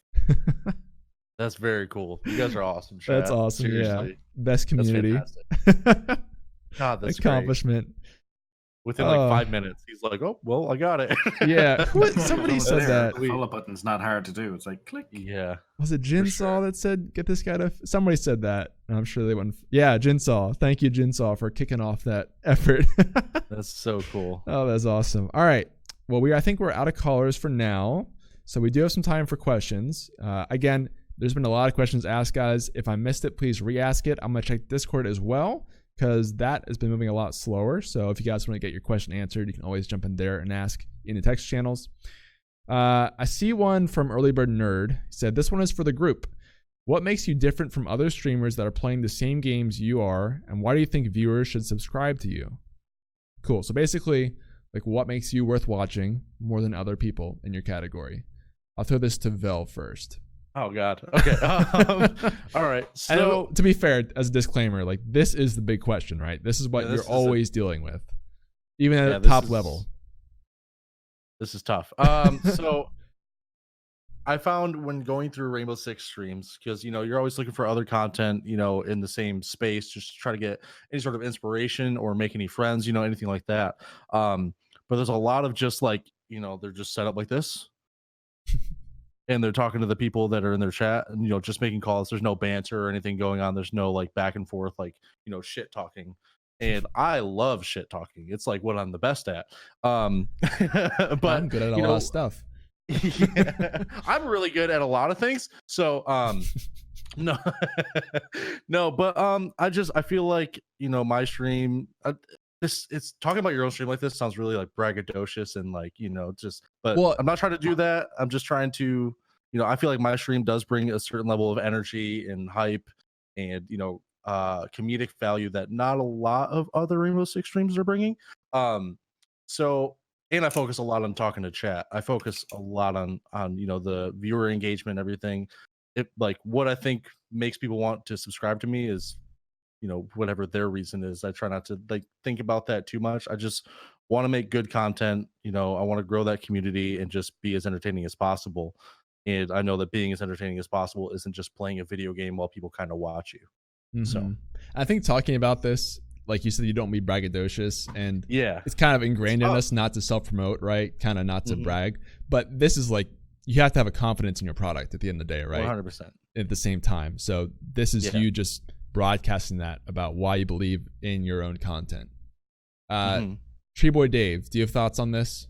On the question again being, what makes you different from other streamers that are playing the same game as you, and why do you think viewers should subscribe to you? Well, I haven't struggled much with this aspect of my stream. Because simply put, I'm the highest level in the whole game. That's a draw right there. I also managed to get every hero in the game to 100 hours of playtime first. Made quite a few videos and articles online about that. I'm currently working on 250 hours, which will be done in March, I think. Most of the way through that now. And my stream is a lot unlike a lot of other Overwatch streams because it's just very casual. A lot of Overwatch streams I find very focused on competitive and high tension and lots of energy about being salty and toxic and all this kind of stuff. But my stream is very laid back and relaxed, and I play with viewers because it's just casual, quick play stuff, and just have a good time chatting and talking about all sorts of things. So it's just very chill, very relaxed, and have a good time together. So. Yeah, I mean, that is a hard number to argue with in your case. Yeah. That's a great reason to watch. Diasean, what are your thoughts on this question? Like sitting here for minutes and I'm still like, what do I do? I mean, you can tell, like, when you're sitting here listening to me here, I'm a bit of a smart ass and banter fella, but a lot of people are smart ass and banter. Friendly, a lot of people are friendly. I am very OCD with inventory management. If you happen to come in while I look at my pockets, God bless you if you manage to stay for 2 minutes during that, because I'm like, it's gotta be here, gotta that there, gotta collect all the things from these 2 boxes, put them over there. My Stardew Valley is alphabetized by type, ladies. Just say, okay. Like, I've got a box for fruit, I got a box for veggies, I got a box for minerals. It is lovely. But when people come off in, if they come in while I'm chatting away, then I've got a certain amount of chill with personality attached to it. Right? You can just come in and just listen and relax and chill out. You're not really gonna come into an awful lot of out of me. If I get to that point, I'm like, and I'm done with that game. The other night, I decided, you know what, this is where I'm going to stop after I got obliterated repeatedly in Grand Theft Auto Online. I went into a death match, right? And in this death match, I was getting absolutely owed by people who've been playing this for much longer than I had. And I was like, oh, okay, well, there's legitimately nothing I can do. And it wouldn't let me out. There were a number of waves to it. I'm like, oh, man, the other guy abandoned me and went to the other team. What am I going to do? Oh, I have a grenade in my pocket. I start with a grenade every time. Well, if you 3 fellas want to keep coming at me like that kind of thing. And the rest of my run was just me being kamikaze and giggling maniacally like an idiot. So how does that circle back to the fun? I want to chill, and I find my fun where I can. Sometimes you'll think it's great, and sometimes you'll be like, is he crazy? I think that's a good thing to mention here too, though, is that so part of the question specifically is like, why should people watch you above anybody else? And I think that's important for a certain set of streamers, for people who want to take it full time. But if you're not that person and you're just streaming for the fun of it, that's okay. Like, if you're someone who just enjoys streaming and what it brings, you don't have to find some reason to be better than anybody else. You just have to enjoy it yourself. So finding that spectrum where you kind of fit on that is important for this question. I don't stream to be high number guy. Believe it or not, I actually stream to stay sane. Stupid as that sounds. I was dealing with depression for a while before I started streaming. And I have been in a better place since I started doing this. I have met people and made friends that have lasted. And obviously some people, they've come and gone for a variety of different reasons. Maybe they don't stream anymore. They gave up Twitch. They went to Mixer, whatever it is. But I came here to meet people. And I do. And that doesn't stop when you've got 10 people or 100 people. You're always going to meet people here. Mm-hmm. As long as you keep that as, like, for me, that's my focus. That's who I am. The rest of it is kind of bonus. I get to have fun playing and meet people. Mm-hmm. Absolutely. Yeah, I think it's a good question from Early Bird, especially if you do want to take yourself full time. I think it's also something that you have to continuously reevaluate and make sure that if you do want to really push to be a big streamer, if that's important to you for some reason and you want to grow, then answering that question on a daily basis is very helpful, for sure. We had a question from someone offline this week I want to make sure we get to before I forget, which is up here. So it's from Chef Monkey. He said, how do you guys feel about the use of donations /followers /sub goals being shown on your overlays, either one or all of them? Do you feel it encourages people to do the aforementioned, wow, big word. Do you feel like it encourages people to sub and donate to you, or is this guy, you feel like it's more attention seeking and begging? So what do you guys think? Do you guys use these on your stream? Do you have a problem with them? Do you think they work? What would you say, Vel? I've used like sub goals before, you know, where like I put like 0 out of 3 at the very beginning of the stream. And I don't think there's anything wrong with it. You know, like trying to grow that sub base, I think is kind of important if you are trying to grow as a streamer, because, you know, part of building a community that supports you is, you know, having those subscribers, because, you know, it's just, you know, that just makes sense. You know what I mean? If you want to grow as a streamer, then you probably want to make at least some money off it. Not like there's no bad thing with wanting to make a little bit of money on Twitch. Like there's like this huge thing like, oh, he's trying to make $1. Like F that guy, like let's not watch him ever again. That being said, like don't do it specifically just for money. Yeah. You know what I mean? Yeah. Like if you're trying to better your equipment at all or whatever, you're probably gonna need to make some sort of income to do that. So why not? So I just lost where I was. Anyway, so I think that having like a donation goal for like paying your bills is not the play. You know what I mean? Like, like I've seen that, and like, no, I'm not gonna give you $1 to pay your own bills. Like, you should do that at work, like at your job. Yes. You know what I mean? Like, that's so triggering. Like, do whatever you need to do to like pay your bills, and then which is like the afterthought, which is like. That triggers me every time I see that. Yeah, exactly. It's a bonus. Like that's put that money back into streaming. That like if you make it on stream, put it back into streaming. Like that's how it should work. That's something I say pretty. Sorry, I don't want to interrupt you, but like, no, you're good. That point in specific, like if you're on Twitch to make money, if that's you're just trying to make money out of this, there are much better ways to make money than to Twitch stream. So but please, next in the tab, man. Come on, Green. Like that's not how it works at all.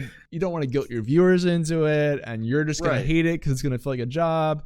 And then you don't get tipped, and you're like, "Why stream for 8 hours and got nothing? What's the point?" And it's like, just go get a job, man. Come on, like exactly. Yeah. Sorry, go ahead. I think it's. No, you're I good. think it's much more worth your time just to buy a lottery ticket, because you know that takes just a few minutes, and you know you might get lucky, and then you can go on do your minimum wage job and actually earn some money.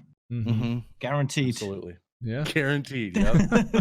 You don't need to force people to give you money at all. You don't like try to get some pity thing going on. Like like Susie had mentioned subathons. I was actually just talking to her about subathon streams the other day, and I think that is just like, because I can kind of understand a birthday stream. You know, I've done birthday streams before, but like I'm doing a subathon stream, and you should sub to me because it's a subathon, and you should sub to me. Like that doesn't make any sense to me. Like that's just like, oh, it's subathon is in the title, so you should sub to me. And there it is. Thanks for that sub. Yep, that's it. That's all I got. Sub to me.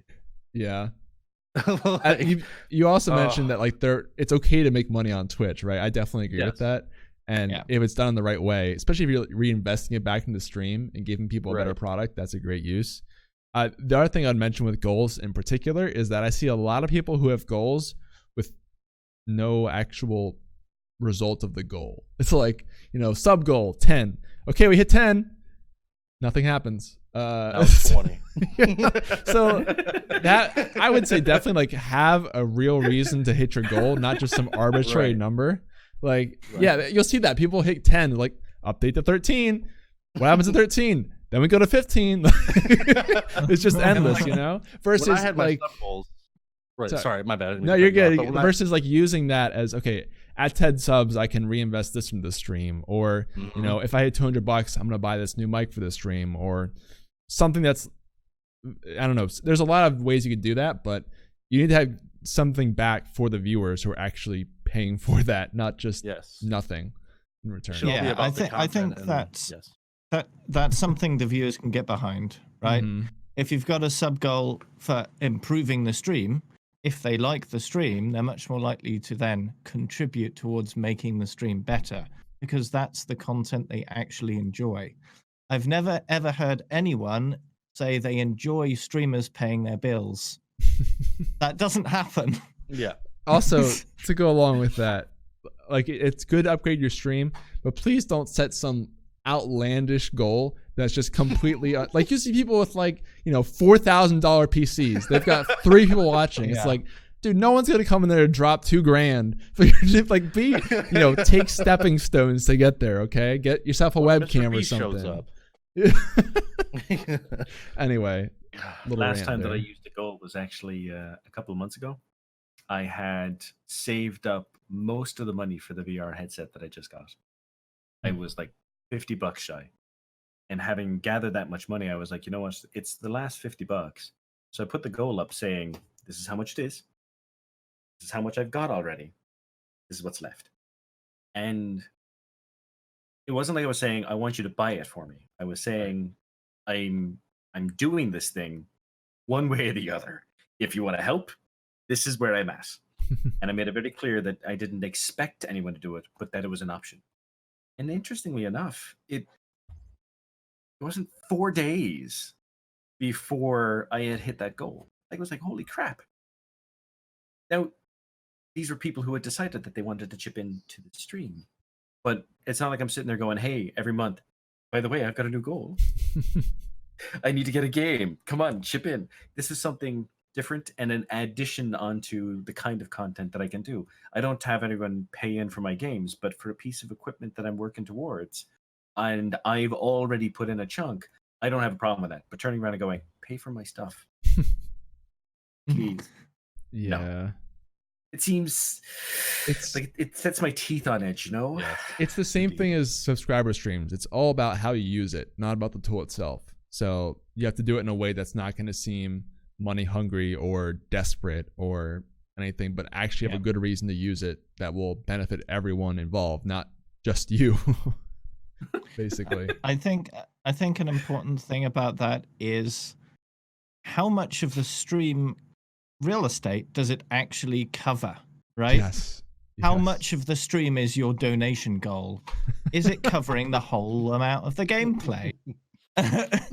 That really shows a lot just by the actual physical size of the thing. Because I've been to some streams before.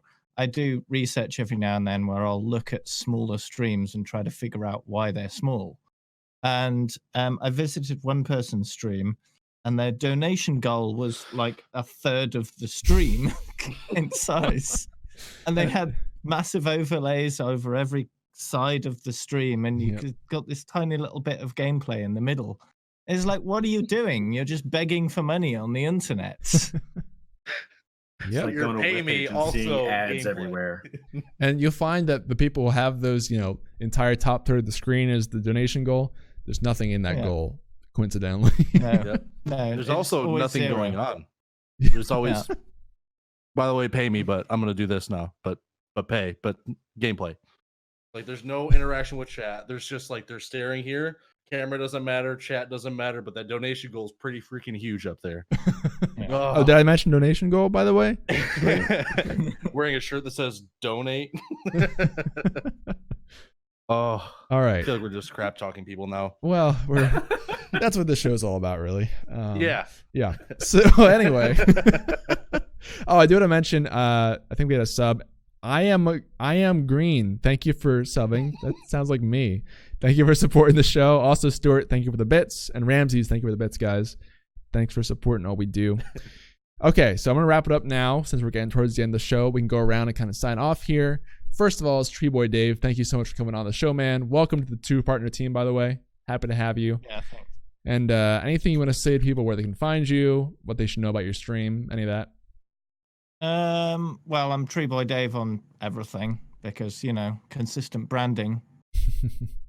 So Tree Boy Dave on Twitch, on Twitter, on YouTube. I've also got a Facebook, which I don't update very often, which I probably do more. But who uses Facebook?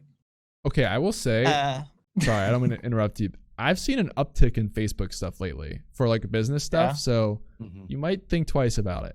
But anyway, sorry, go ahead. But yeah, if you would like Overwatch and you like a sort of chill place to hang out, then my stream is a good place for that. So yeah. Sweet, man. Thank you for coming on. And make sure you guys check him out. If someone could link that in the chat, that'd be awesome for his channel. Secondly, Diasean, thank you for coming back on the show, man. Always great to have you. What should people know about you? Where can they find you, etc.? The person you saw during this podcast is literally me on stream, and so if you liked this, you know where to find me. Diasean is my name all the places except PlayStation, because damn you, Sony. I mean, hi, the Diasean. Yes. At least it's not an underscore. That's what I have to deal with all the time. I know, right? Like, what? Yeah. But in all seriousness, I stream weekdays except for Thursday, which is date night, and that starts like 4 o'clock in the afternoon, and then Saturday I do 12-hour stream starting at noon. Wow. Go check him out, guys, if you haven't already. Last but not least is Veli. Thank you as always, for coming on the show, man. For sure. What do you want to drop? You guys can find me at VELOK_TV on pretty much anything. I think it's Velox Space TV on YouTube, because reasons. But yeah, we put out good, funny videos every week, thanks to Green Cord over here. And I play gameplay sometimes and talk to people on the internet. Yeah. That's what I do. I don't think you can put spaces in YouTube URLs, by the way. That's tough. Okay. Well, thank you guys for watching the show. Appreciate it. Again, we come here every single Friday. We're back on schedule now, so we'll be back here next week, probably the next week after. Please check us out on iTunes, Spotify, any listening platform you like, as well as YouTube. If you want to catch all the shows, this is our 111th episode, so there's quite a few out there. And thank you for always supporting the show. We'll see you guys next week. Have a great one. Blaze up. Blaze up. Yes. Finally said.